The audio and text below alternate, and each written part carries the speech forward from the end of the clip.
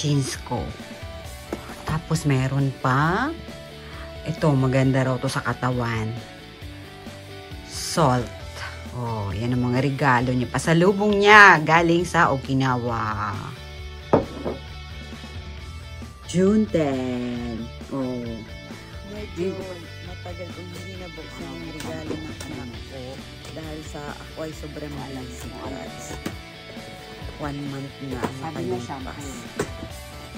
Maraming salamat, anak ko. Arigato, amin. Wala pa surprise si Mami. Presento. Arigato. Ito ay coffee. Ani, arigato, kohi.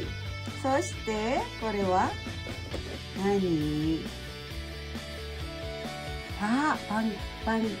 Pang-cleansing sa head daw. Sa scalp ba yun? Regalo niya to Mother's Day. Ngayon ko lang nabuksan. Ano na ngayon? Isang buwan na nakalipas. Tapos ano to? Ano naman to? Aba? Lips? Pang lips daw, oh. Lips? Arigato, Ami. Thank you, anak ko. I love you. I miss you. Wow, Papa Beauty si Mami. Ito, coffee. Ang daming ano. Ngayon ko lang nabuksan, 1 month na. 1 month na nakarating. Sobra kasi akong busy, guys.